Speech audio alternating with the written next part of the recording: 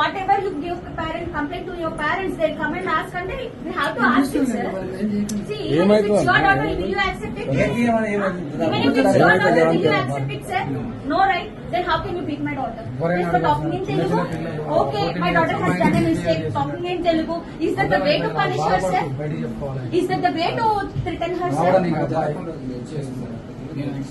Sir ఇప్పుడు జరగదు already last time complete ఇస్తేనే నువ్వు ఎన్నిసార్లు కంప్లీట్ ఇస్తే అన్నిసార్లు పనిష్మెంట్ ఉంటుందని చెప్పి బెదిరించినావంటారు. ఈ మాట నువ్వు బిడ్డ నువ్వు అనలేదని మాత్రం అనకండి, ఊరికే చెప్పాలి.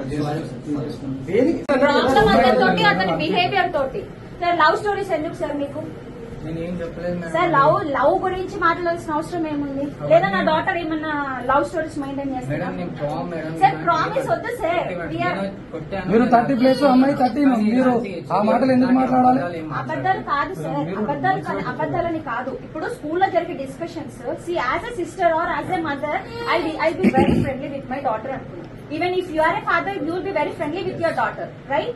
Being friendly with your child, if a child says these things, so నేను ఇంకా మా పాపని స్కూల్ కి పంపించగలుగుతాను.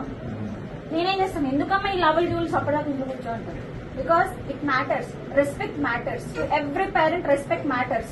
తను అంత హర్ట్ అయ్యి వాళ్ళ బాబుని కొట్టినందుకే తను వచ్చారు, కానీ నువ్వు మా పాపని కొట్టినందుకే మేము ఇక్కడికి వచ్చాం. కానీ సార్ అంటిల్ అండ్ అన్లెస్ మేము ఇక్కడికి వస్తామా? మీరు మిస్టేక్ చేయలేదు కాదు. Telugu speaking is not wrong thing, because Telugu is our mother tongue. Might be anything sir. Telugu rectify చేయండి సార్. ఐరన్ స్కేల్స్ కొట్టడం, iron scale is not because before generation మమ్మల్ని ఐరన్ స్కేల్స్ కొట్టారు, మమ్మల్ని మ్యాథ్స్ సార్ కొట్టారు. We have done everything. కానీ ఏమైపోతుందంటే నా generation kids ఏంటంటే మా పాప ఈ సార్ వల్ల మెంటల్లీ వెరీ డిప్రెస్డ్. పేరెంట్ బాధ అర్థమవుతుందా సార్ మీకు? చదవడం వద్దు, only because of this useless fellow. ఇక్కడే సార్ ఆయన ఎక్కడ చదువు చెప్పడానికి కూడా అర్హుడు కాదు. నేను సార్ ఏమనుకోనంటే ఒక మాట, వాడు బర్రెగా సమయానికి వస్తాడు, బర్రెని అయితే కొట్టనీకి వస్తాడు, పిల్లల్ని కొట్టొద్దు. అర్థమైందా సార్? బెటర్ గో టు అదేంటి మన డైరీ ఫామ్ పెట్టుకో. నువ్వు పనికిరావు. సారీ ఎందుకు బుద్ధి ఉండాలి నీకు ఉపాధ్యాయుడి స్థానం నుండి? పిల్లలు మా దగ్గర 4 గంటలు, స్కూల్లో 10 గంటలు. మీరే అడగాలి సార్, మీకే సేమ్ సార్, సేమ్ మీకు.